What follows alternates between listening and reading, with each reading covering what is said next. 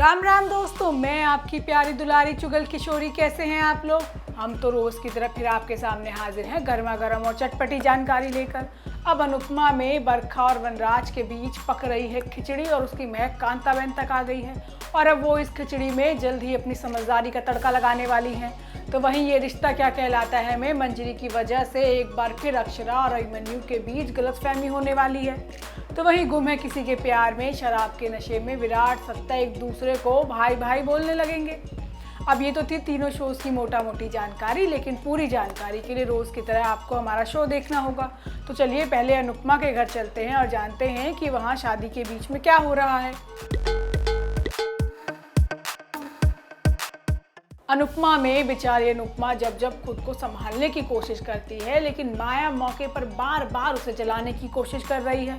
अब माया अनुपमा के सामने ही अनुज पर प्यार बरसा रही है और बेचारी अनुपमा ये नज़ारा देखकर सिर्फ रोती रह जाती है। बरखा और वनराज में भी कुछ तो पक रहा है। अब दोनों की इशारों में बातें जो हो रही हैं, हमें तो शक था ही, लेकिन अब कांताबेन ने ही दोनों की हरकतों को नोटिस कर लिया है और वो दोनों पर नज़र भी रखने वाली हैं। हमें तो अब कांताबेन से ही उम्मीद है कि वही कुछ कर सकती हैं। होता ये है कि समर की सगाई और मेहंदी का दोनों का फंक्शन है और अनुपमा को नीचा दिखाने का एक मौका माया नहीं छोड़ रही है। माया अनुपमा से कहती है कि मैंने सुना है कि तुम बहुत अच्छी मेहंदी लगाती हो, तुम मेरे हाथों पर अनुज का नाम लिख दो।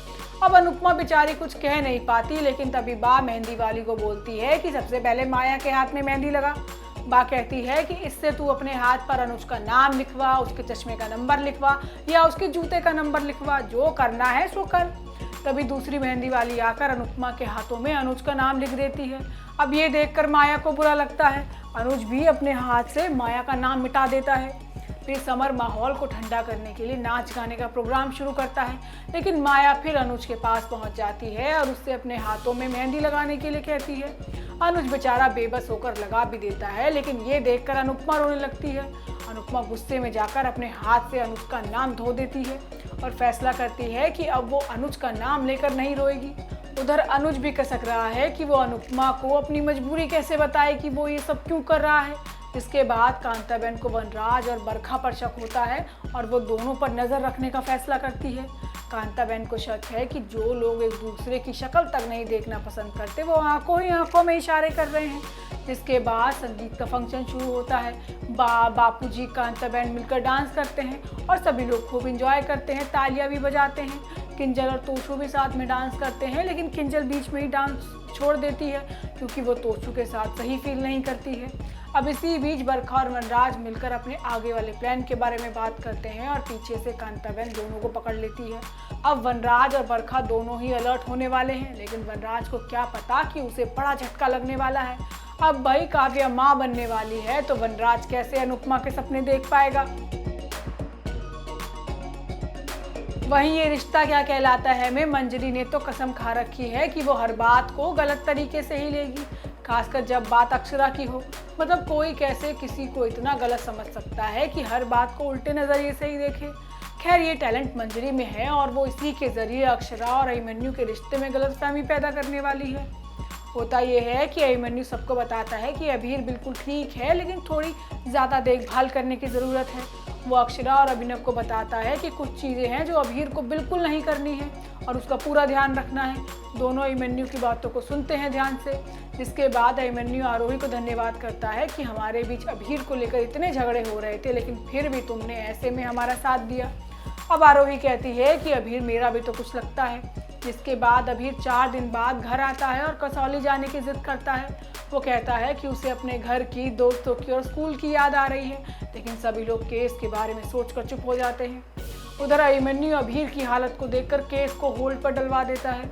वो मंजरी से कहता है कि इस केस में अभीर को कुछ ना कुछ तो छोड़ना पड़ेगा और इस वक्त उसकी ऐसी हालत नहीं है। अब जब तक अभीर ठीक नहीं होता, केस के बारे में कोई बात नहीं होगी। चलो बेटे के लिए ही सही, लेकिन अभिमन्यु ने थोड़ी तो समझदारी वाला काम किया। उसके इस फैसले से गोयनका हाउस में भी सब लोग खुश होने वाले हैं। अक्षरा को जब केस के होल्ड होने की बात पता चलती है तो वो तो खुशी से ही झूम उठती है और कसौली जाने की तैयारी करने लगती है। लेकिन अभिनव अक्षरा को समझाता है कि हमें ये बात अभिमन्यु को बतानी चाहिए, वो भी अभीर का पिता है और उसे भी ये जानने का हक है। अब अक्षरा अभिमन्यु को कॉल करती है लेकिन वो फ़ोन नहीं उठाता, लेकिन वॉइस मैसेज चला जाता है। अब अभिनव फिर भी कहता है कि भाई जी को बताना चाहिए।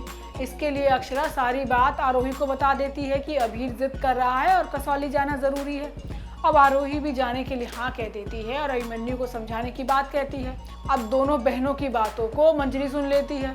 अब मंजरी अभिमन्यु के आने के बाद उसे गलत तरीके से अभीर के कसौली जाने की बात बताएगी, मतलब वो आरोही को मौका ही नहीं देगी कुछ बताने का। अब भड़का अभिमन्यु सीधा अक्षरा को फ़ोन करके खरी खोटी सुनाने वाला है। तो वहीं गुम है किसी के प्यार में अंबा का लावणी डांस कैंसिल हो जाता है, तो सबको लगता है कि ये हरकत विराट और भवानी ने ही की है। अब सत्या विराट को कोसने लगता है तो सई विराट से लड़ने के लिए पहुंच जाती है। वो कहती है कि ये तो पता था कि तुम्हारी सोच बहुत घटिया है, लेकिन तुम इतने नीचे गिर जाओगे ये नहीं पता था। अब विराट कहता है कि अब मैंने क्या कर दिया। सई कहती है कि तुमने काकू के कहने पर लावणी ही कैंसिल करा दिया। विराट कहता है कि उसमें उसका कोई हाथ नहीं है।